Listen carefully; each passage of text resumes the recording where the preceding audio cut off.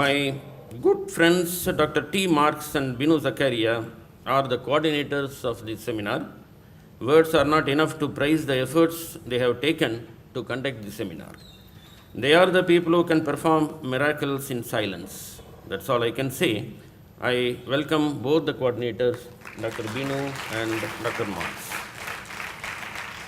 I should also make a mention of all scholars and students who worked day and night with us for the success of the seminar.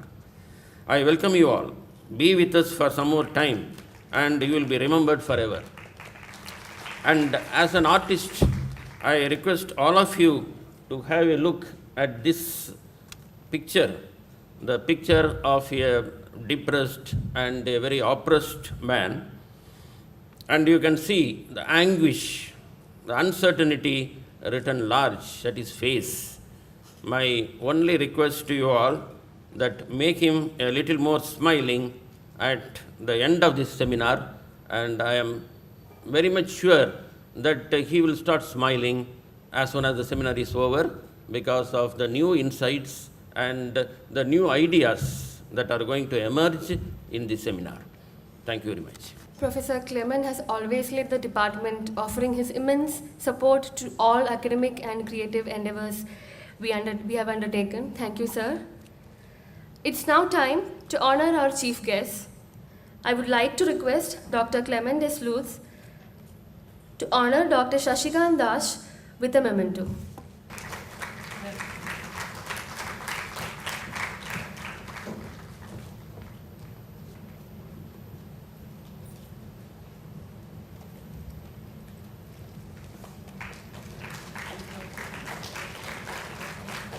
Thank you, sir.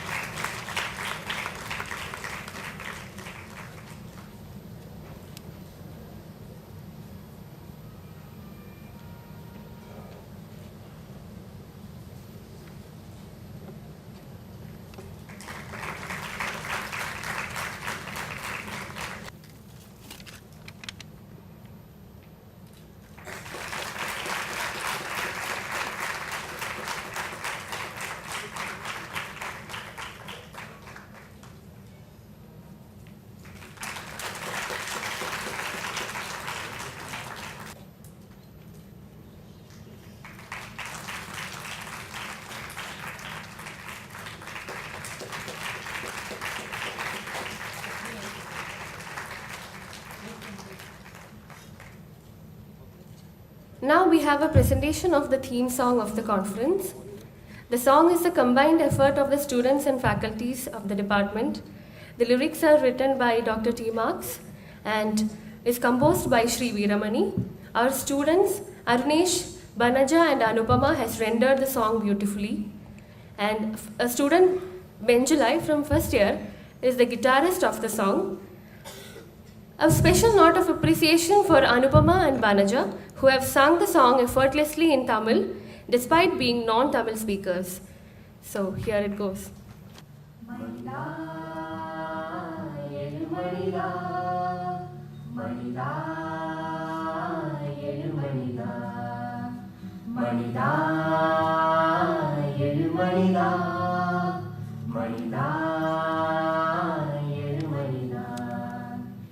எழுந்து வா மனிதா, எழுந்து வா மனிதா, எழுந்து வா மனிதா, எழுந்து வா மனிதா, உழுதோம் உழவானோம், விதைத்தோம் விதையானோம், உழுதோம் உழவானோம், விதைத்தோம் விதையானோம், உணவளித்தோம் உணவிழந்தோம், உணவளித்தோம் உணவிழந்தோம்,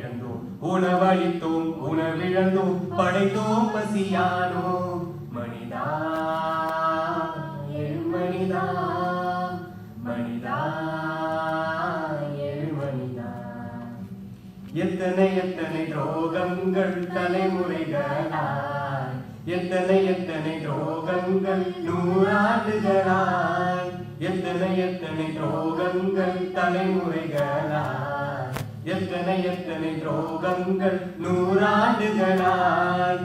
இணைவோம், இழந்ததை வெல்வோம், இணைவோம், இழந்ததை மீட்போம், இணைவோம், இழந்ததை வெல்வோம், இணைவோம், உரிமையை மீட்போம்.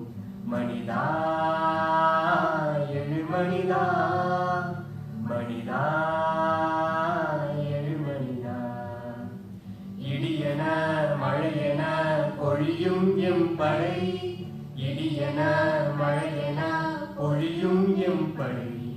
காற்றாற்று வெள்ளத்தை கரைகள் தாங்காது, காற்றாற்று வெள்ளத்தை கரைகள் தாங்காது. எங்கெங்கும் விதையாய் முளைப்போம், எப்போதும் மழையென பெய்வோம். எங்கெங்கும் விதையாய் முளைப்போம், எப்போதும் மழையென பெய்வோம். படைத்தோம் உலகை இரத்தத்தை உரமாக்கி, மனிதா எழு மனிதா, மனிதா எழு மனிதா.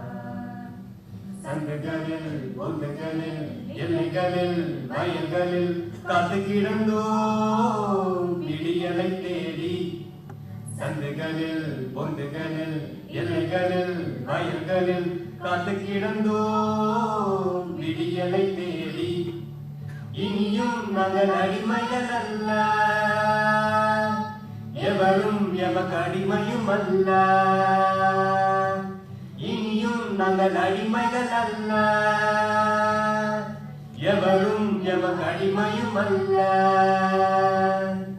விடுதலை பெறாமல் சாவதும் இல்லை, உரிமையை பெறாமல் வீழ்வதும் இல்லை. மனிதா எழு மனிதா, மனிதா எழு மனிதா. இல்லை இல்லை நிறபேதம் இல்லை, இனபேதம் இல்லை, வேலிகளும் இல்லை. இல்லை இல்லை நிறபேதம் இல்லை, இனபேதம் இல்லை, வேலிகளும் இல்லை. நாம் படைக்கும் புது உலகில் இவையாகும் இல்லை, நாம் படைக்கும் புது உலகில் இவையாகும் இல்லை. மனிதா எழு மனிதா, மனிதா எழு மனிதா. கதவில்லா எங்கள் வீடுகளில் கனவுகளுக்கு பஞ்சமே இல்லை, கதவில்லா எங்கள் வீடுகளில் கனவுகளுக்கு பஞ்சமே இல்லை. உலகில் அனைத்தும் உழுபவர்க்கு சேரணும், உலகில் அனைத்தும் உழுபவர்க்கு சேரணும். வெடித்து கிளம்புவோம், மடங்க மறுப்போம், அக்கு மீறுவோம், சமதர்ம சமுதாயமே இனி நம் எதிர்காலமே. மனிதா எழு மனிதா, மனிதா எழு மனிதா. எங்களுக்கு இரக்கமே வேண்டவே வேண்டாம், எங்களை தூக்கிவிடவும் வேண்டவே வேண்டாம். எங்களுக்கு குரல் கொடுக்க வேண்டவே வேண்டாம். எங்கள் வாழ்வை நாங்கள் வாழ்வோம் எங்கள் ஆசைப்படியே. மனிதா எழு மனிதா, மனிதா எழு மனிதா, மனிதா எழு மனிதா, மனிதா எழு மனிதா. எழுந்து வா மனிதா, எழுந்து வா மனிதா, எழுந்து வா மனிதா, எழுந்து வா மனிதா. உழுதோம் உழவானோம், விதைத்தோம் விதையானோம். உழுதோம்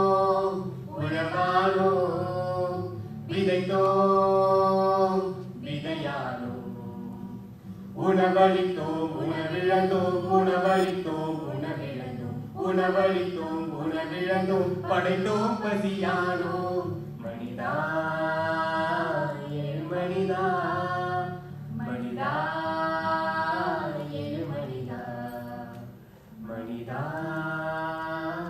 ஏழு மனிதா மனிதா ஏழு மனிதா.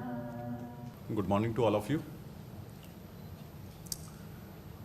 Before I can say something, I just want to give a big clap for all the dear students for clapping us continuously and encouraging us. So this is from my side to all of you.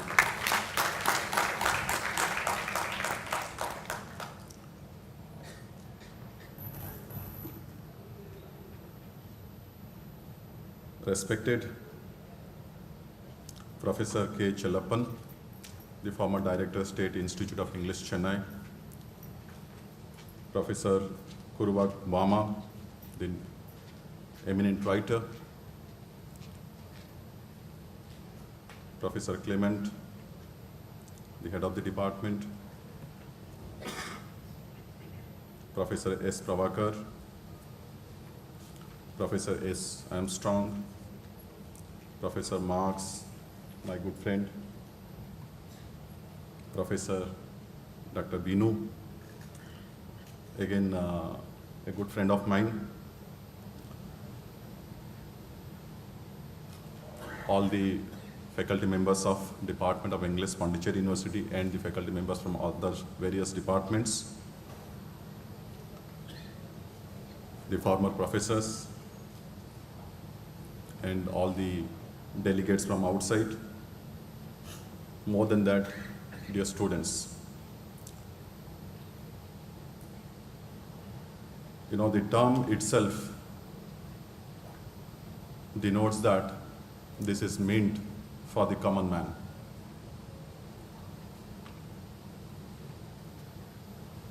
Let me speak few words on that, but prior to coming to that, my congratulations to Professor T. Marx and Professor K. Rasmi for bringing out this wonderful book, which is a critical essay on the new feminist writings. And I take this privilege to invite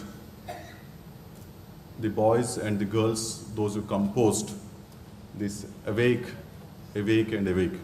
So may I take this privilege from this authors gathering to at least get one or two students, those who composed this song. May I? My student is here. Okay. Congratulations to you.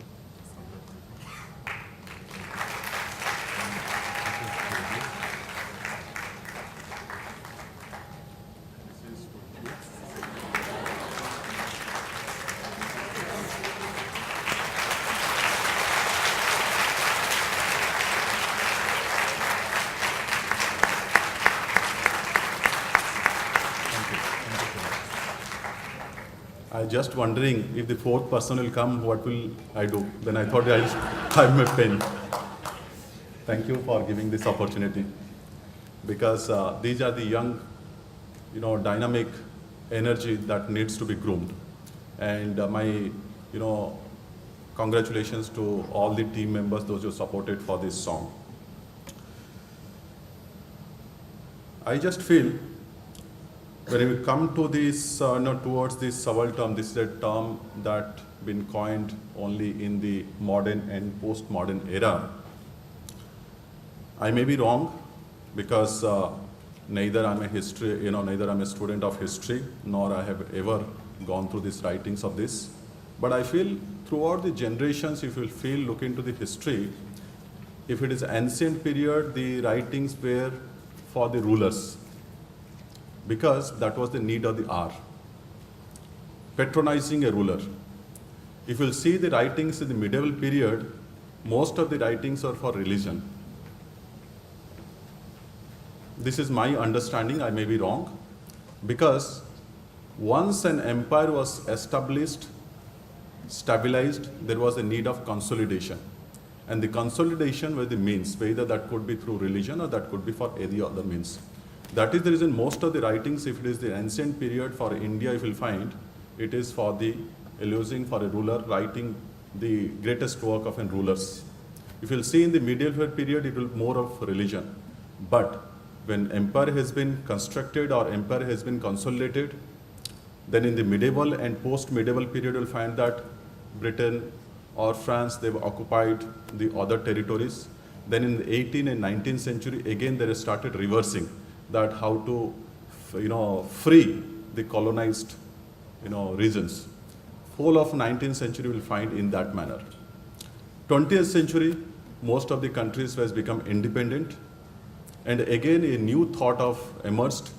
Of course, 19th century will find that the Marxism sort of writings, but again in 20th century will find a different sort of feelings. Throughout the nation building, the contribution, who has contributed for the nation building? People thought that earlier it was the rulers, then the religion, and now it has been understood in the 20th century that, yes, what about the common man's contribution? Where the common man? That is how I feel that the writings creating the history from below. That is how I understand. And you'll find that in the University of Sussex, where in post-modern period, the writings were started. And some of the greatest Indians were also part into that. Of course, Italian Gramsci was also part into that. Then we have Sarkar, Sumit Sarkar, who was initially a part of into this writing. Then we also have Goha, Professor Goha, who was also part into these writings. Then so many eminent persons has come. But what I feel, if you look into the period of writings, every time whatever the writings has happened, looking into the circumstances. We cannot go to that era because we have not seen that area. But the manner they have written, seeing that what is the perfect during that period, looking into the face, the things has been written. But the time has come where instead of criticizing, we have to introspect that where this wrong has happened. If something wrong has happened, let us, through research, we have to correct it. And this one, what I feel, the appropriate one in the subaltern studies in the 1980s onwards, it has started a lot of writings on this. And people, those are part into this also, they have also started criticizing. But that criticizing is not for the sake of criticizing, to have a better writing. Because I personally feel that research is not the end. Research is just a beginning. Because wherever you feel that these people have written, they have completed, their work is over, from there a new thought starts. And maybe somewhere the history writing, something wrong has been done in the 19th century, 20th century. Now that is the reason we have to see that how a new orientation has to be there. And that is the reason we have seen that history from the peasant's point of view. How the Britishers were removed. So many people say that, anguish in common man. Yes, anguish in the common man. It could be the peasants also, and that is how it looked into. It could be the workers also. It could be the common man also. So you have to look into the history from the common man's point of view. That is how I feel. And now this is a perfect time that we should look into that. And I have seen in some of the professors when I was just doing my refresher course in JNU. I know one of the professors referring. Sorry, I forgot the name. But he was looking into the history of the beggars. History of the beggars. I thought this was very uncommon. When he said that the beggars also contribute to the economy of this country. The rickshaw pullers also contribute to the economy of this country. It seems to be very unusual, but you just understand that all of us, those who are sitting here, it is not only the government servant, those who have been paid for our education. Even every businessman, including a rickshaw man's money, is also involved into this for our growth. So that is how the history of the rickshaw pullers has to be studied. This is how I feel. And there are professors, those who have told me that history can be looked from any perspective. So I feel history from the subaltern, basically from the common man's point of view, needs to be encouraged, needs to be looked into. And I'm sure the University of Pondicherry, under the English department, has taken a right initiative in encouraging. And these 2 days of good work will definitely bring a new thrust into the writings, which will be helpful for the new younger generation to carry out the research, and what way that will be benefiting for the overall development of the society. That is what is the concern. So I take this opportunity to congratulate every one of you for being a part of this one and giving this opportunity for the starting point for this seminar. So once again, thanks to all of you, because I'm not an Englishman, nor I have too much of knowledge about the writings of English, but then I feel whatever the efforts are being taken by the English department, it's really encouraging. I just request the other faculty members also to look into the literature, nature, culture, society, and ultimately that will be helpful for the development of the society. Once again, thanks to all of you for giving this opportunity. Thank you so much. My best wishes to all of you. Thank you. I would like to invite Dr. T. Marks, Organizing Secretary of the seminar, to deliver the theme address. Please. Respected Registrar, respected Head of the Department of English, Professor Clement S. Luth, my fellow coordinator of this seminar, Dr. Benu Zakaria, Dr. Prabhakar from MS University, Tirunelveli, Professor Armstrong from the University of Madras, writer Ravichandran Badran,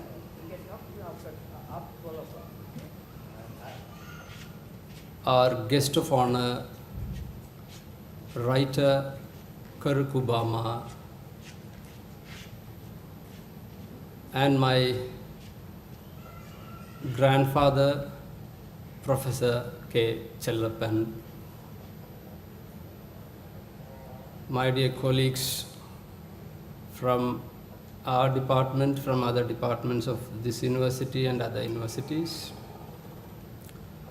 dear paper presenters, scholars, and my dear students, a very good morning to you all. I deem it a privilege to introduce the seminar, the concept of the seminar before you all, the learned audience. Initially, I asked Dr. Benu Zakaria to introduce the seminar, the theme of the seminar. He said it would be appropriate if you deliver the theme of the seminar, thereby making me a real subaltern. In the last seminar, I asked Dr. K. Reshmi to deliver the theme address because it was on new feminist writings. I have only a few points to make because I am very, very curious like you to listen to the two guests of honor, Professor K. Chellappan and writer Bama. This title I decided towards the subaltern in knowledge. I devised this title sitting with Professor N. Natarajan, former professor of our department. When I told him that I wish to have a seminar on subaltern studies, when I suggested the first part of the title towards the subaltern in knowledge, he actually recommended the second segment of the title, literature, culture, nature, society and media, so that it will become a real interdisciplinary or multidisciplinary kind of conference. This towards the subaltern in knowledge, I wish to have for a specific reason. The most important reason is when there was actually the emergence of the subaltern studies movement under the stewardship of Ranajit Guha, the scholars who were attached to the subaltern studies movement examined certain larger institutions like hierarchy, patriarchy, feudalism, capitalism, and other things. But they never bothered to look into the microcosmic issues involved in such larger organizations. Ranajit Guha, Pata Chatterjee, Dibesh Chakraborty, Gayatri Chakraborty, Spivak, and all others who were attached to that, perhaps with the possible exception of Sumit Sarkar. All of them examined only larger institutions and they never bothered to come down, though they looked issues from top to bottom or from above, looking below. So Antonio Gramsci warns intellectuals or scholars of a specific rift that was identified by himself between the academic intellectuals and the organic intellectuals, though both of them moved towards knowledge as a system. So what was flawed in this initial subaltern studies movement was, I feel, was rectified by The Untouchable Freedom, a book titled Untouchable Freedom by Vijay Prashad. This is a departure from the usual or the traditional subaltern studies scholarship. This gave rise to the very independent intellectual tradition, especially in the context of India. In this book, Untouchable Freedom, he deals with the lives of these scavengers, the manual scavengers, and their transformation from an agrarian community into an urban proletariat group. And this book is an eye-opener for the subaltern studies scholars. I wish to highlight only 2 points with reference to this specific landmark work. Number one, these subaltern studies scholars, they fail to come much below to examine the root of certain issues, what I call the microcosmic social issues. They dealt only with certain larger institutions. Because when a man tries to speak feminism, he has to be self-critical of his own affiliation to patriarchy. When a capitalist tries to speak for the proletariat, he has to be self-critical of his system. And these scholars who were attached to the subaltern studies movement, they had to be very, very critical of their own class or caste or group when they try to voice for the real subaltern. That is why when Gayatri Chakraborty Spivak discussed so much about Sati, I always tell my students, is not a real marginalized issue or the issue of the marginalized. It is the issue of a very, very minority population of India. Be it the issue of sati or morality or widowhood, all these issues never ever disturbed the very multicultural, secular, very, very inclusive fabric of the subaltern society. So these scholars try to escape or avoid being self-critical by limiting their criticism only with larger institutions. So there is a need to criticize the microcosmic problems. When a Dalit in India is taught to stone only at the binaries, Brahminical Hinduism and non-Brahmins or caste Hindus, he cannot just like that blame it on everybody in the system. Because we need to acknowledge, we need to recognize the land distribution efforts this Bhumidan, efforts made by Vinoba, and all such things. So we cannot make everybody an enemy. The subaltern population cannot create enemies, because that kind of a scapegoating, which is used by this Vijay Prasad in his book, this scapegoating becomes a process. When I'm not in a position to attack my ultimate enemy, the system, I'm trying to find problem, or I'm trying to find fault with my immediate successor, immediate superior, and stoning at him. In the case of Tamil Nadu, we have problems within the Dalit fold itself.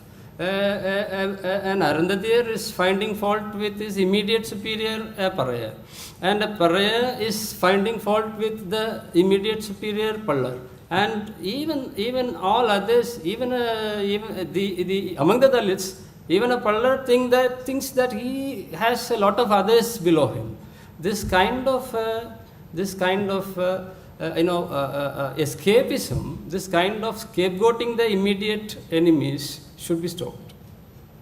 We are trying to proceed towards an all-inclusive, society, space. Let a woman enjoy her life on her own. Let a transgender celebrate her life on her own. Let a tribal live his life on his own wish. Let a Dalit, enjoy and celebrate his lifestyle. Nobody actually requires the tears, the anxieties, the concerns of anybody else, which is the actual need of the hour. With this kind of provocative theme note, we have designed this towards the subaltern in knowledge, and considering one set of cultures as superior and throwing all other cultures to the dustbin, or relegating all other cultures to the backdrop, is to be questioned. So I hope the 2-day deliberations will be very meaningful and useful for our participants, and also for our students who are most in number here. I once again thank writer Akka Bama for having taken a lot of efforts to reach this venue, because she had a fracture recently, and it is still she suffers from it. Even doctors advised her not to come over here, but I persuaded, she refused. I compelled Professor Armstrong to persuade her. He also failed. So she was very reluctant. Finally, we both had to kidnap her, literally. That is how she is here. I really apologize for disturbing you this much, but we have no other option. The only aim is making our students listen to you. Akka, thank you very much.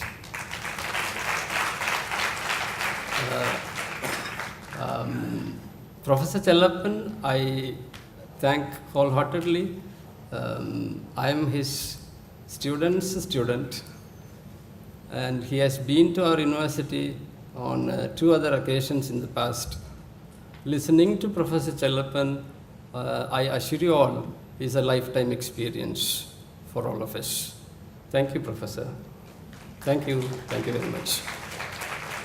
A cultural event is arranged this evening, 5:30. Pakka professional performance. 3 half-an-hour performances are there. Again, those experience, that kind of an experience you would not have experienced in your lifetime. Please stay back and watch that performance as well. I wish every participant a very pleasant, meaningful experience. Thank you very much.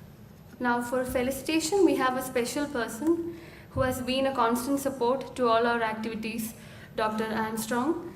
Dr. Armstrong is the chairperson of School of English and Foreign Languages, University of Madras. He is a frequent visitor to the university and is almost a part of our department. Please, sir. Respected Registrar who delivered inaugural address, Dr. Sasikant Das, Professor Chellappan, my supervisor, I'm the last student of Professor Chairperson, 50th student, so I'm always proud to be a student. And writer Bama Akka, Professor Clement Lourdes, Head Department of English, Pondicherry University. Organizers of the conference, Professor T. Marx and Professor Binu Sakaria. My dear friend, Professor Prabhakar from MS University, Tirunelveli. Dr. Ravichandran Bhatran. My dear faculty members from the Department of English, Pondicherry University, Professor Sujata, Professor Kalpana, Professor Reshmi, Dr. Ujjwal Rana, Dr. Lakshmi Mili, Dr. Visaha Devi, and my dear students. Good morning to you all, and I am happy to felicitate this conference for many reasons. Number one, the conference is well organized. Look at the starting from the banner, very artistically designed. And this conference has a theme song, Arise, Awake, Awake, my dear, and Arise, Arise, my dear. It's a very powerful song, goes well with the theme of the conference. And students displayed photographs outside this hall. Yesterday night, I saw students, with painstaking efforts, they collected photographs and then they displayed. Such a very good involvement in this conference.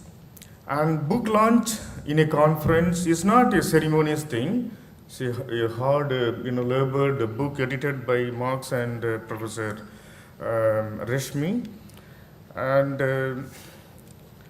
not only that, the conference brochure carried a very informative note on the conference. I would like to remember two other conferences in this world that turned the entire concept. Number one, we had a conference in 1955 at Bandung. This is called Bandung Conference, held in 1955. In this conference, nearly 29 countries came together, particularly from Africa and Asia, to talk about how we can go ahead with a non-aligned movement to question the negative stereotypes, because the world was divided by two political ideologies, capitalism and socialism. Am I right? So number one, capitalism provided first world countries, and socialism developed the second world countries. There was no concept called third world countries. And what do you mean by third world countries? So this conference, decided the concept called third world countries. And the second conference it come to my mind is called the Tri Continental Conference, held in Havana in 1966. So this conference, created the concept called post-colonial. But the same post-colonial conference resulted in creating a kind of term called tri-continental, because with African and Asian continent, Latin American countries also came together to this conference. And the Havana conference is considered to be one of the milestones in creating a concept called tri-continentalism. And the more appropriate term to replace post-colonialism is tri-continentalism, because they wanted to question the Eurocentric ideologies, because in the world for about 5 to 6 centuries resulted in monolithic knowledge, a monolithic cognitivism called Eurocentric ideologies in everything. And this conference, I would like to, though it is national, it has got a lot of international ramifications in the theme. Look at the theme, towards the subaltern in knowledge. Very often we, Register talked about subaltern studies, and Marx touched subaltern studies. But unfortunately, subaltern studies never address the question of Dalit or any other person who are considered to be native and indigenous. Only after the 10th volume, we just started talking about, Dalit issues. But till 10th volume, there is no mention of Dalit studies. Even the subaltern, the term to relate Dalit studies, should not be, reduced only to Dalits, because I would like to take this forward in my note to, the indigenous epistemologies and native wisdom available in this world. Because this world has got 370 million indigenous peoples speaking 4,000 languages out of 7,000 languages in this world. So people who speak 4,000 languages have got very rich experience. Their knowledge system and everything should be recognized in this world. So I'm sure this conference has that kind of ramification. In United Nations State of the World's Indigenous Peoples in 2009 codes, this world, got 370 million indigenous people speaking different languages in nearly 4,000 languages. But what about their experience? Their experience and their knowledge is properly recognized in this world is a great question. Their performances, their cultural experiences, knowledge system is not at all there. But this conference will definitely should address, the long gap that has been there for about 500 years. So what is these 500 years? What happened in this world is two things happened. Number one, visible knowledge and invisible knowledge. Visible knowledge was constructed by the European continent. What do you mean by visible knowledge? Colonial, countries, colonialism resulted in designing architecture and also building libraries and then museums. Three things were considered to be visible knowledge according to the Eurocentric ideology. Okay, I am worried about the invisible knowledge available in this world. It was not documented, it was orally present, they were not properly recognized. So this conference should address the differences cropped between the visible knowledge and the invisible knowledge.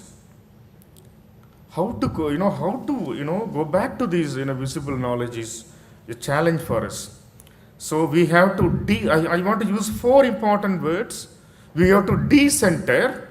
We had lot of anti-colonial movements in this world. So they decentered, they de-schooled, they deconstructed, and then they decolonized everything. Why did they decenter and de-school and deconstruct and decolonize? In order to reconstruct, in order to bring out the visible knowledge, the invisible knowledge to the visibility in this world, we have to go for the construction of invisible knowledge in this conference. What is this invisible knowledge? I would like to, highlight 3 important things in the invisible knowledge. Number 1, memory.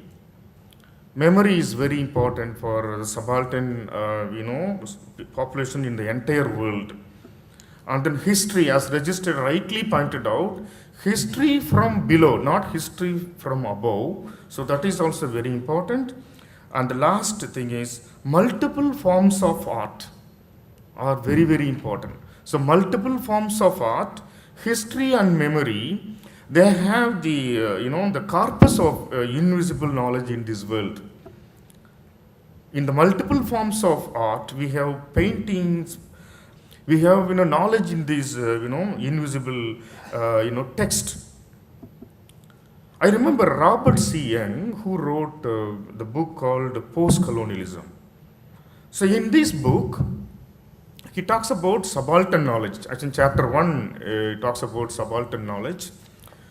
In this book, there is a note about burning books and burying books.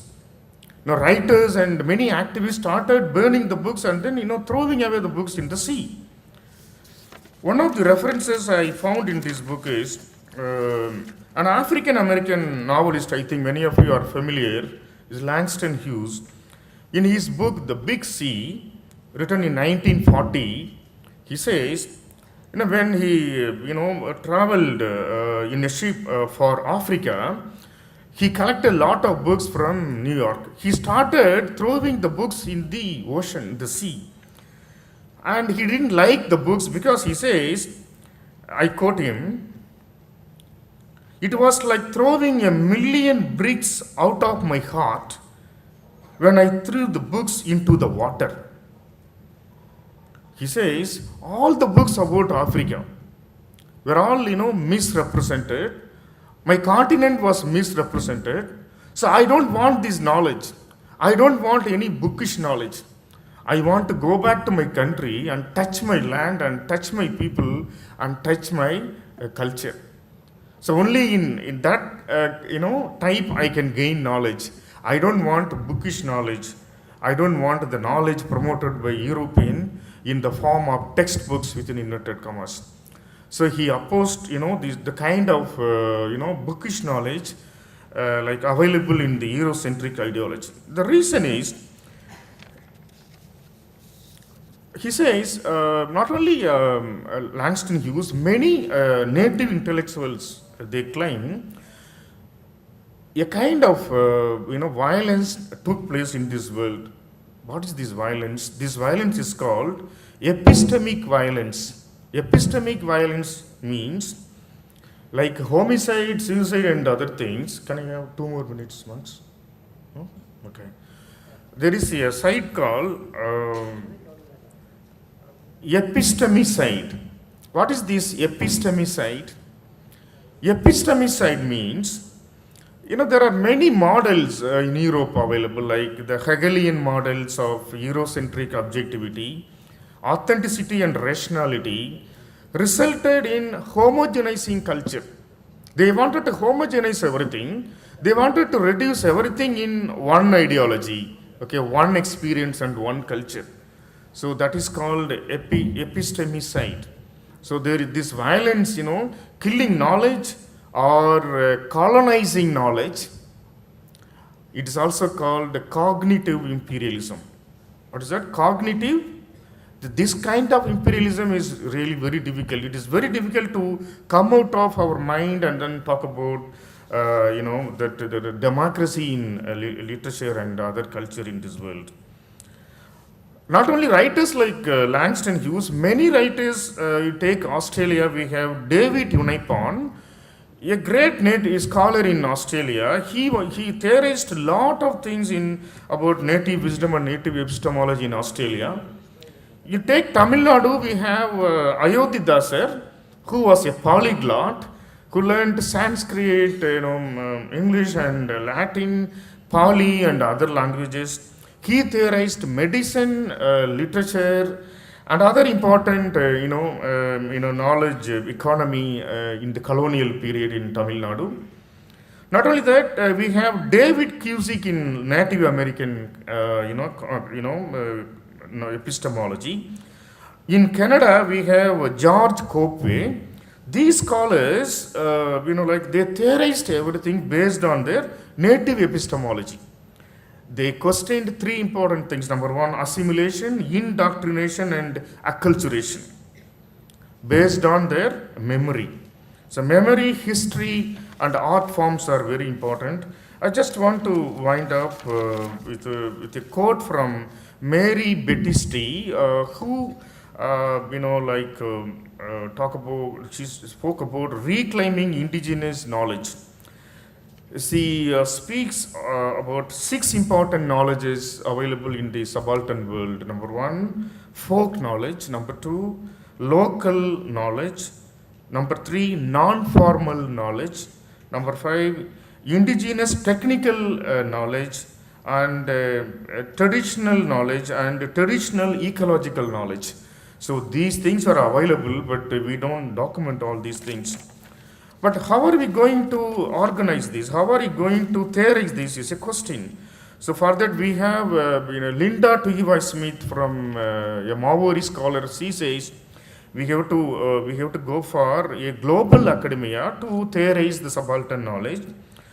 And for them, the only thing is cultural memory. Memories of 4 types, she says.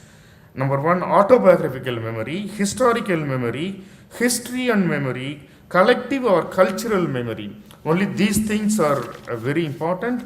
They have the knowledge bank of the subaltern people. I'm sorry, I took long time because I wanted to let the audience know that the topic of the conference is very, very important, because there is no other conferences highlighted this theme, the epistemology and then cognitive issues related to subaltern studies in the world. So I wish the conference all the best. I thank the students who composed the song to highlight the theme of the conference. Thank you so much. It's time to hear a few words from the chief guest of the event, writer Bama. Writer Bama to a learned audience. Bama, christened as Bama Faustina Susairaj, was born in 1958 in a Roman Catholic family from Puducherry, a small village in the then Madras state. Bama had her early education in rural schools. After her graduation, she lived as a nun for 7 years. Disillusioned with her nunnery life, Bama left the convent and took up writing. She started writing about her childhood experiences, which later turned out to be her first semi-autobiographical novel, Karka, published in 1992. The novel triggered a serious problem for Bama, and she was ostracized from her village for the next 7 months for showing her village in a poor light. However, Karka received wide recognition and won the Crossword Book Award in 2000. Bama portrayed much about caste and gender discrimination in the mainstream society and within the Dalit community. Sangati, Vanmam and Kusumbukaran are her other important works. She has also written more than 20 short stories. Bama and her works celebrate the inner strength of subaltern women. We are very much honored and proud to announce that Karka is celebrating its silver jubilee this year. It would be appropriate to quote a very important quotation from Bama's Karka. We quote, "We who are asleep must open our eyes and look about us. We must not accept the injustice of our enslavement by telling ourselves that it is our fate, as if we have no true feelings. We must dare to stand up for change. We must crush all these institutions that use caste to bully us into submission, and demonstrate that among human beings there are none who are high or low. Those who have found their happiness by exploiting us are not going to go easily. It is we who have to place them where they belong and bring about a changed and just society where all are equal." a Dalit feminist, committed teacher and a writer par excellence, Karka Bama is amidst us on this very silver jubilee year of Karka to share her views on subalternity. Now let us all invite Sri Bama to deliver her special address with a huge round of applause. So before sharing, I would like to thank those composers and singers of that song. ரொம்ப அருமையான ஒரு பாட்டு, ஆழமான அர்த்தத்தோட எல்லா விஷயங்களையும் அதில் நுழைச்சி பாடியிருந்தாங்க. அது என்ன நான் ஃபீல் பண்ணது, இன்னும் கொஞ்சம் வேகம் வந்திருக்கலாமோ அப்படின்னு தான் நினச்சேன். அது நான் கேட்கும் பொழுது ரொம்ப சூதிங்காக இருந்தது, அதே சமயம் ஒரு ஆவேசத்தையும் உண்டாகக்கூடிய ரொம்ப மைல்டாக உண்டாகக்கூடிய ஒரு பாட்டாக நான் பார்த்தேன். அது எல்லாம் ரொம்ப அப்ரோப்ரியேட்டாக இருந்தது. இந்த செமினாருக்கு வந்து அந்த ஒரு பாடம் எழுதி பாடினது ரொம்ப ஒரு நல்ல ஒரு ஸ்டார்டிங் அப்படின்னு நான் நினைக்கிறேன். Yeah, the title of this seminar, Subaltern Literature, Culture, Nature, Media and Society. When I thought about it, I found all these literature, nature, culture, all these are interlinked. You cannot separate one from the other. Because when you look at Dalit people and their culture, their lifestyle, you have so much of depth in their life, values in their lives, which are just not forgotten but deliberately pushed aside to the margin. And so we don't really look into the culture or the literature or the lifestyle of people, and we really fail to appreciate what is there, because they have so much of beauty, so much of philosophical thoughts, so much of love and appreciation for life and nature. So that enabled me to jot down a few points. And when I talk about subaltern literature, sub means below or less, and altern has a Latin origin from a word meaning other. Hence, subaltern is the other who is below the par and less than the normal. Subaltern then is any person or group of persons considered inferior. The word stands for any group of persons who are marginalized, oppressed, and exploited because they are considered and treated as less than human or subhuman. There is a brutal force behind this marginalization, exploitation, and oppression, which is supported by the dominant ideology of the ruling class. Here we must make it clear that the person or groups who are considered inferior are not really inferior human beings. They are inferiorized by this inhuman society and caste-ridden society. They are deemed, judged, and condemned to be inferior by the ruling brute force and its dominant ideology. Since they are considered inferior, they are robbed of their subjectivity, selfhood, and agency. They are made objects, victims who are condemned to be a life of inequality, unfreedom, servility, and segregation.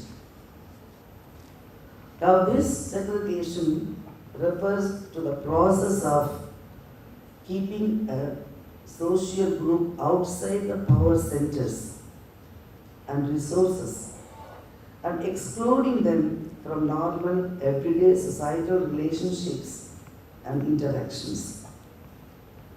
It is an experience of being separated from the rest of the society, of being treated as someone different, marginalized, as less than others, as not worthy of everyday exchanges and transactions that make up the community. As long as the individuals and groups who are subjected to exclusion accept their fate meekly, there is no conflict. But the moment they assert their civil, political, economic, social, and cultural rights and demand their human rights and entitlements as citizens, those responsible for excluding them unleashed terror on them. So, an inclusive community is not a gift granted by the excluding group, but the hard-won result of the excluded group's critical consciousness and the consequent assertion of a struggle for their human rights. According to S. Thoret, the Hindu social order provided the principles of exclusion of Dalits to the periphery of the society. He describes graphically the process of exclusion of Dalits. He says, the Hindu social order is based on the three interrelated elements, namely predetermination of social, religious, and economic rights of each caste based on birth. I just want to underline that word, based on birth. We all of us know, here caste is decided by birth. Now when a child is born, we are all very eager to know the the sex, the gender of the child, whether it is a boy or a girl. So birth decides that, oh, it's quite natural, scientific, it's biological, okay, acceptable. But what happens if the child is a girl, then we frown our face. That is not acceptable. Everybody knows it. All over the world, the condition of women is the same. From womb to tomb, she lives a very painful life. And I mean, there are changes here and there, but still, we know what is happening, particularly at this time of our time, what happens to girl children. But a person is branded as untouchable or Dalit because he or she is born in that caste. And that follows him or her from birth, not only to death, even after death. Because even after death, you have separate cremation ground, graveyard, separating Dalits and non-Dalits. It's not a painful thing, but it's really a dirty thing, even to talk about it.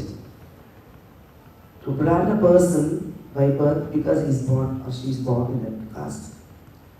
And we all of us know everything can be changed in our society. Sex can be changed. If you are poor today, you can become rich tomorrow. You can change the color of your skin even. You can change your religion. But not caste. Once you are born in one caste, you are destined to live all through your life in that caste. And what is the consequences of being born in a particular caste? Maybe to a certain extent we know, but Dalits know the scar and the wounds and the pain and agony of being in this caste, in a particular caste, and how it forbids them to behave normally and to achieve the capabilities and talents that are in them in this caste-driven society. So that's why I wanted to underline that particular word. The second point, what he says is the unequal and hierarchical graded division of these rights among the caste and provision of strong social, religious and economic ostracism supported by social and religious ideology to maintain Hindu social order.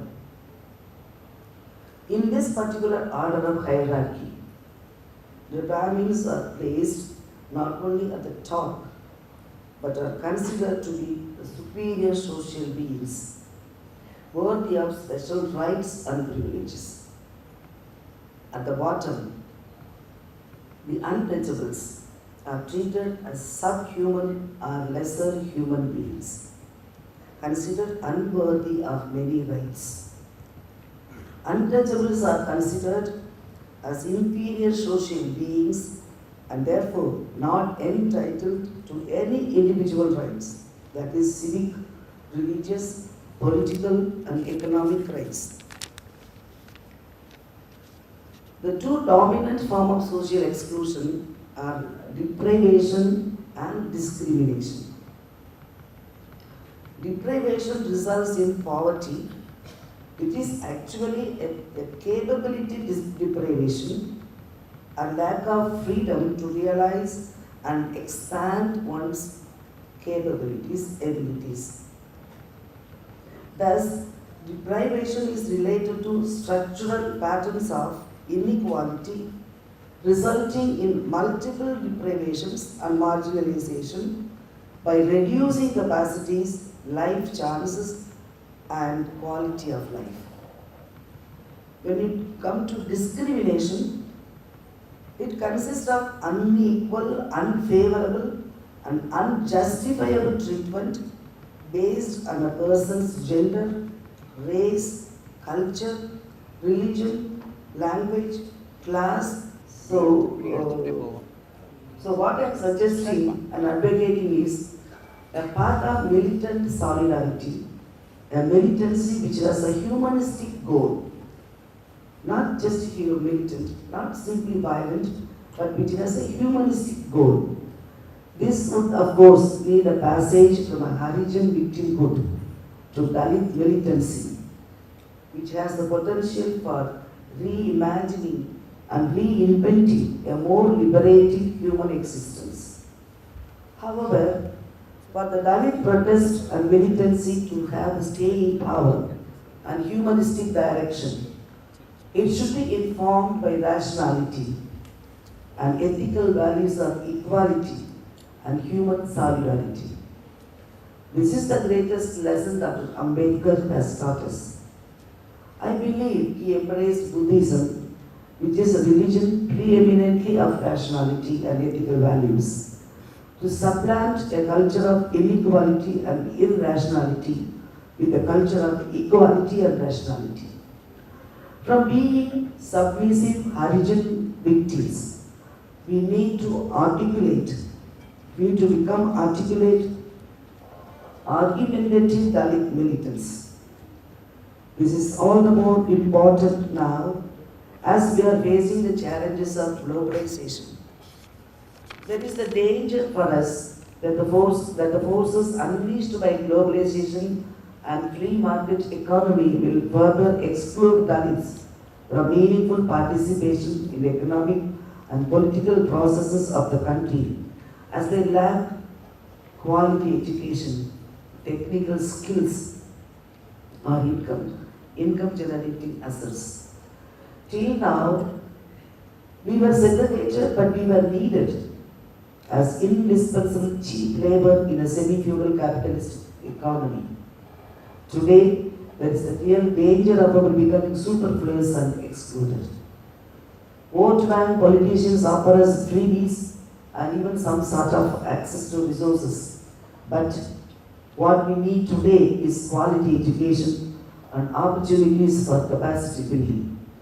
Untouchability operates today in the most sinister and insidious way by denying Dalit children access to quality education. There is no level playing field here. Our children and young men and women have to be part of the knowledge society that India is fast becoming. Only this can give us real access to resources and control over ideology, which can lead to development of intrinsic capability, greater self-confidence, and inner transformation of consciousness that enable one to struggle against external barriers. With the confidence that we are inheritors of the daughters and sons of this soil, we know we have the potential to humanize the emerging global culture by our culture. It is up to us to shape our present, learning from the past, and intuiting the future challenges and the possibilities of building a more human world, where there are only centers everywhere and circumferences nowhere. Thank you.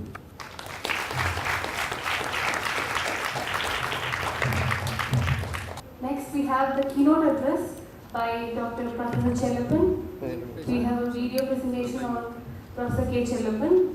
Please have a look at it. Professor Chairperson's life tells us what it takes to be a great teacher. He empathized with rural students, understood their struggles, and would make analogies and comparisons from Tamil literary texts. Fondly known as Dr. K.C., Professor K. Chairperson hails from Chettinad and has worked in many government colleges in the state and taught hundreds of students for over 4 decades. He has brought up 200 teachers of English, including 120 MPhil and 50 PhD scholars. For your information, our resource persons, Professor N. Natarajan, Professor S. Armstrong, and Professor S. Prabhakar are students of Professor Casey, and Dr. Marx is his student's student. Professor Chairperson's contribution to comparative literature enjoys their place in Indian academics today. His masterpiece work, Shakespeare and Ilango as Tragedians, a comparative study, is still a subject of serious discussion among scholars of literature. We feel that a quote of Professor Casey is worth summing up his life. We quote, I began the first lecture of my life saying, I dreamt a dream and thought that life was a duty. I woke up and found that life is a duty. That became the motto of my life. Dear Casey sir, we feel blessed by your very presence on this wonderful occasion. Distinguished writer Bama, Professor Clement, Professor Marx and Das, Professor Armstrong, Prabhakar, and all my students, because Dr. Armstrong said he was my last scholar. Do you know who is my first scholar? Professor Natarajan, who was your head of the department. Both the first and the last are my best students. And now Marx, he is my student's student. And you are all my students' students' students.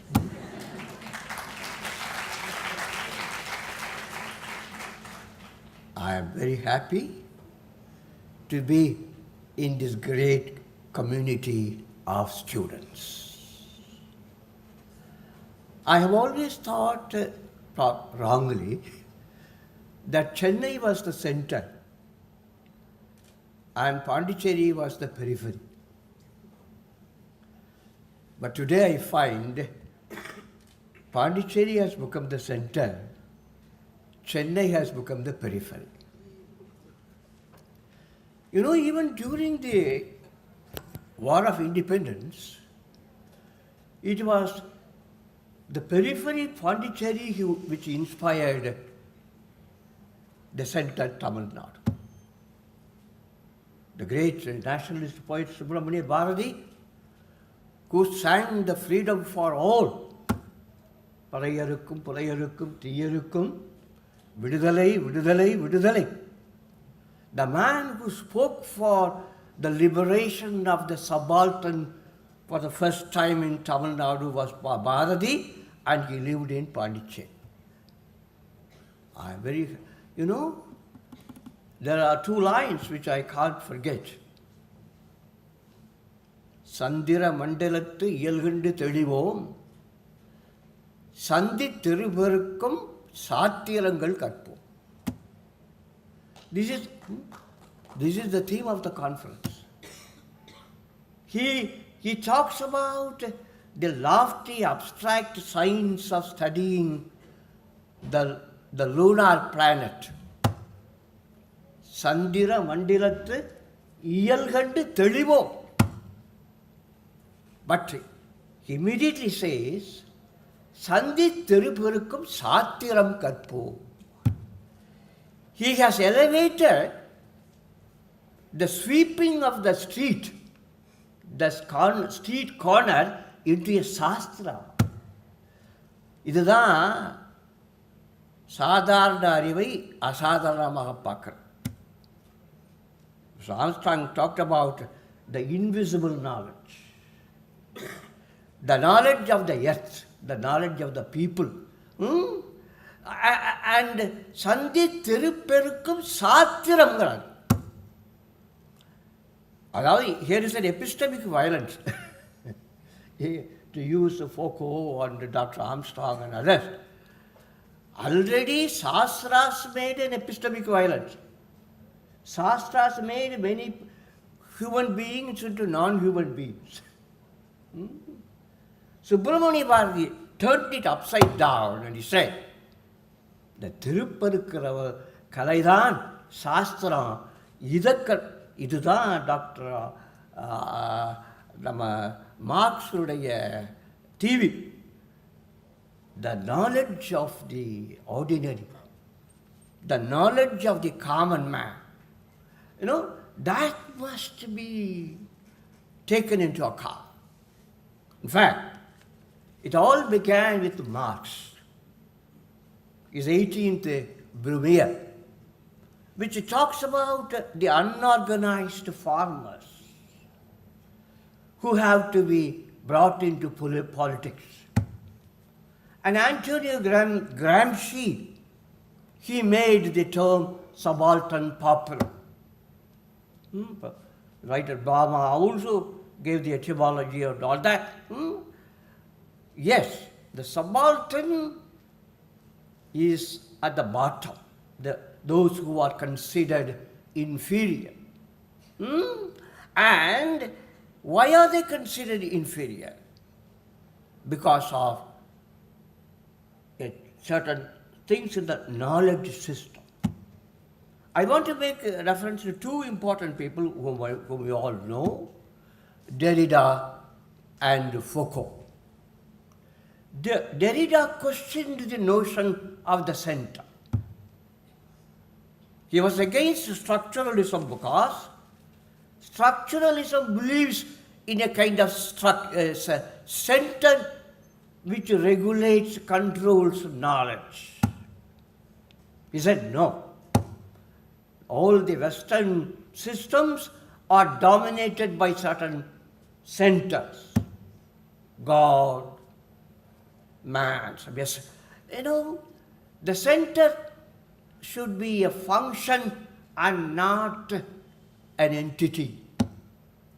He says, remove the center. And he says, he's asking for the free play. Knowledge must be not frozen. As Marx has said it, knowledge cannot be discovered, knowledge has to be invented. Knowledge has to be invented. This is the very important.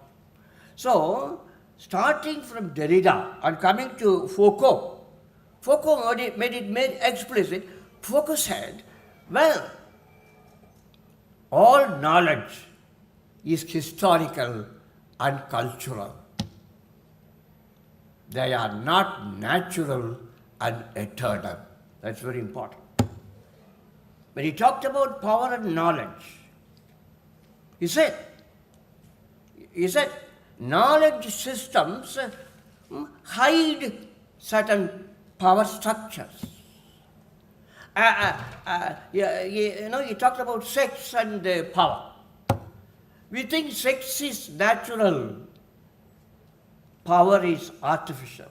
No. He said, we don't need such dichotomies. The dichotomy between the natural and the social. Nothing is natural. Everything is social and human. So, don't think that a particular system, particular social order is divinely decreed and God-given. The world is what man has made. And we can change the world because it is man-made. So if you go on like that, you see, when we come to literature, we find, particularly, there are two kinds of things in the post-modernist and post-colonial. Both question the center. Both want to talk about the local, the regional, the peripheral, and not the central, the transcendental. So, and an excellent example of shifting centers is Salman Rushdie's Midnight Children. In Midnight Children, right in the beginning, he questions the center. When he is born, he says, I was born in the city of Bombay.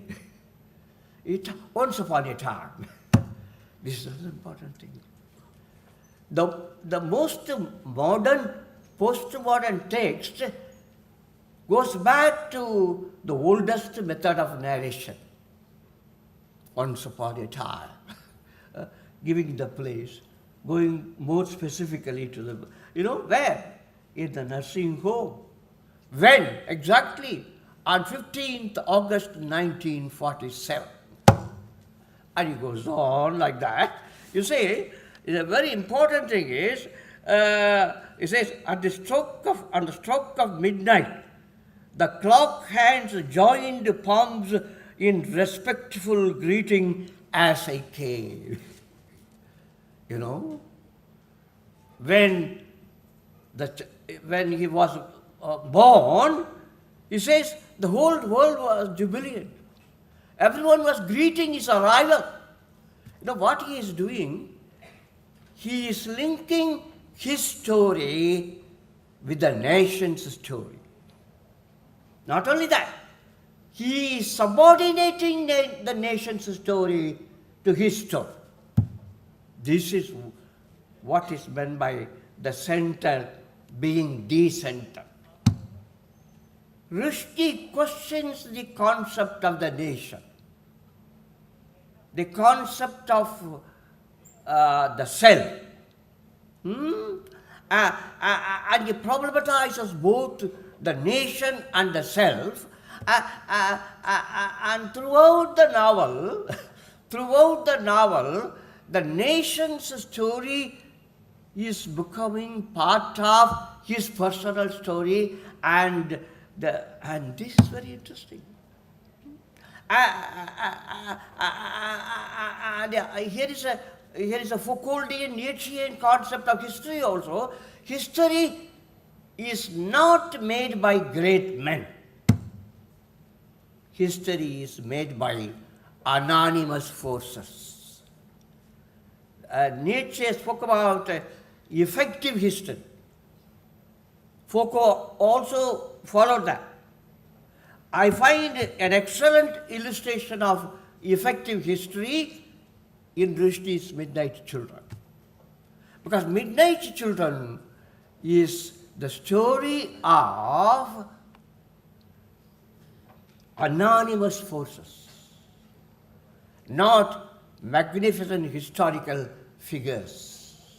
And in this, in this sort of thing, he says, I am unwittingly, I was bound to the history of the nation. But very soon we find the nation's history was bound to him. This is very important.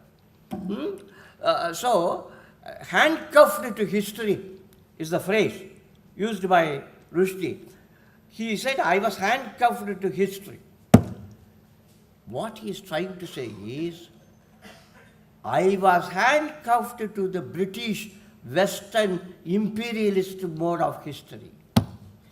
But very soon, that concept of history is replaced by the mythical, oral, personal narrative of history by Rushdie. This is very important. The old grand history is gone. We have small narratives which become history. And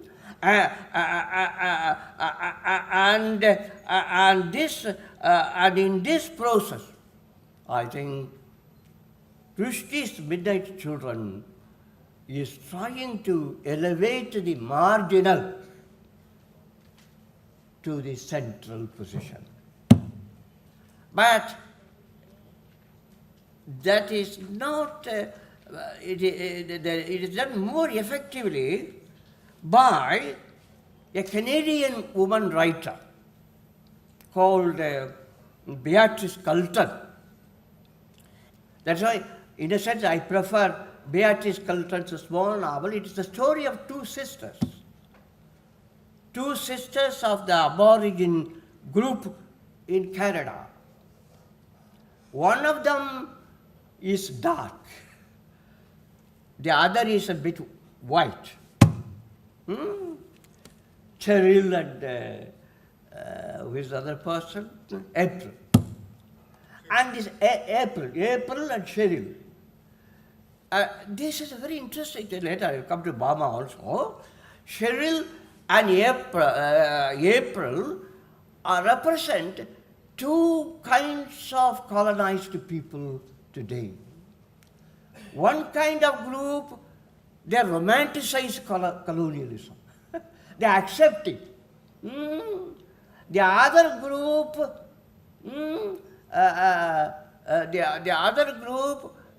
try to create their own identity. You know, the April never accepted that she was an aborigine. She refused because of her color. And what happened was, one midnight, some white fellows dragged her and raped her. And they called her a squaw. A squaw. This is very interesting. April, who thought that she was white, suddenly realizes that she is. She first says, they have mistaken me. They have mistaken me. They have mistaken my identity. I am not a squaw.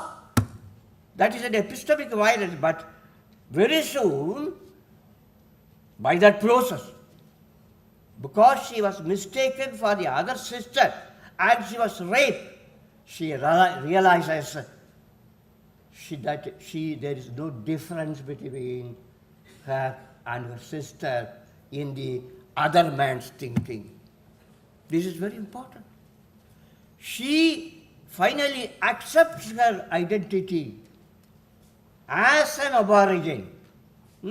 And she says, I will live for my sister's daughter, for my people. And this is very important. April's creating her own identity, because many people think, Baba's stories also always, many Dalits do not want to accept they are Dalits. By dinner, the first thing is to accept what you are, your dignity. And don't try to imitate others. I come quickly to Bama's Sangadi. Sangadi, I don't know. Sangadi is the very, almost a postmodernist text, but it contains the invisible wisdom of the people. This is the invisible knowledge of the people. It is not a regular chronological development of the story of a hero or a heroine. It is several stories which become a people's story, a people's history. Several stories, small anecdotes, little events of ordinary people, they are made into authentic history. This is what must happen. We must release the history hidden in these folk stories, tales, and all that. And she uses very subtle technique. The events take place, and then it is rendered by the party, and then the girl reflects on that. So the things are getting narrativized, changed, and the growing consciousness of the narrator is affected by all these stories. Not only affected, she tries to understand the epistemic violence, in our case not made by the Westerner, but by our Indian Hindu Shastras. Is that about all these people are sunk in a knowledge system which makes them accept that slavery as something eternal and given. And, for example, I like this particular about one particular event when they are talking about girls, women being caught by ghosts, பேய் பிடிக்குது. அதில் முக்கியமானது என்னன்னு சொன்னால், பேய் பெண்களைத்தான் பிடிக்குது. She says, the girl asks, why doesn't, அதுலேயும் Appar crossed பெண்களை பிடிக்கிறது இல்லை. பேய் the lower caste people தான். She says, the pay does not catch hold of men because the pay is afraid of men. ஆண்கள் பெண் பேயை விட மோசம் அப்படிங்கிறத ஐ திங்க் மிக அழகாக காட்டியிருக்கிறார். அது கடைசியில் என்னன்னு சொன்னால், அப்பர் காஸ்ட் அந்த பாட்டி எக்ஸ்பிளைன் பண்ணுறா, அந்த அப்பர் காஸ்ட் பிடிக்க மாட்டாங்க. ஏன்னா அவங்க வெளியே போகிறதில்ல வேலைக்கு. அவங்க வெளியே, they don't go out for work to the forest and all that. But the real reason is found out by the girl. It is because of our own lack of courage, our own lack of real knowledge. It is what our children need. Give them knowledge, as Ambedkar said. Give them courage. And that is what is missing. So here is a sort of rejecting the old systems of knowledge which have made certain people completely victims to a system. The only thing is to make everyone feel, I am human. I can change the system. And this is very important. Normally, writers make the silent speak. But good writers and great writers make the silence itself speak. What is needed today is to unravel the silence. And make the silence speak. And I'm happy that Bama is with us. She has made both the silent and silence speak in her novels. And not only that, there is no very complex technique. Making the people speak their own language, simple things. There is no art. I don't want to belittle her, but good works don't have art. Matthew Arnold talked about Tolstoy and he said, this is not art, this is life. Matthew Arnold talked about Tolstoy because great art is always artless. It gives the simple, naked truth. It makes, like Antony making Caesar's wounds speak. Antony did not speak. He made the wounds speak. It is that which is done in this novel, and I would like to say that when we are doing all these things, we must recover the knowledge hidden, suppressed, subjugated. This is what Foucault also said. The subjugated people and subjugated knowledge come out. And with that new armor, I just want to end with the two great men's statements. One is Marx. He said, philosophers have tried only to interpret the world. That's not enough. We must change it. It is not enough to interpret the world. We must change it. The other is the dream of Martin Luther King. He says, I have a dream that one day on the hills of Alabama, the little black boys and girls will join hands with the little white boys and girls in sisterhood and brotherhood. It is this journey towards the universal brotherhood and sisterhood towards which all these seminars must lead. He said, Yadam Ure Yavarum Gedi, Pirapokkum Ella Uyirkum. We should be judged not by birth, but by worth.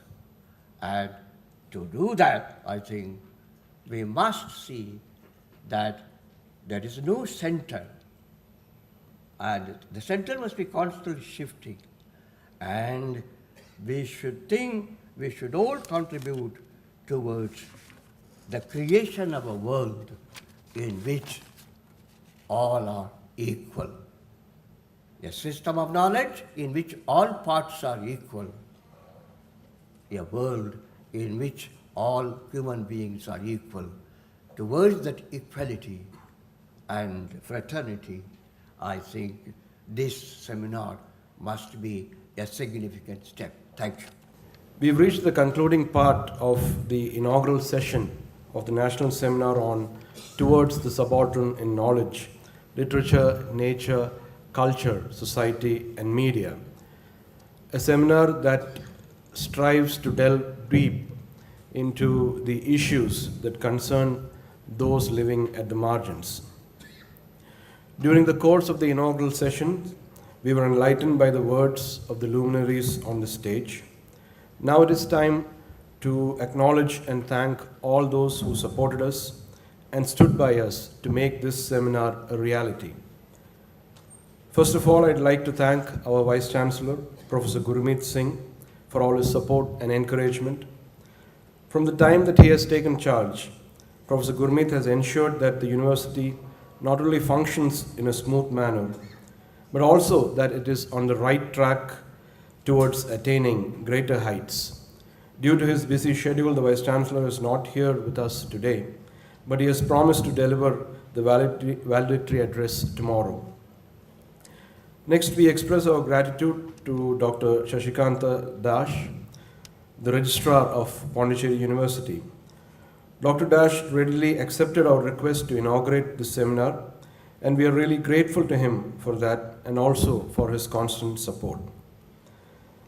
The Dean of the School of Humanities, Professor Nalini Thampi, is not here with us today, but she is very actively involved in all the programs and activities of the department.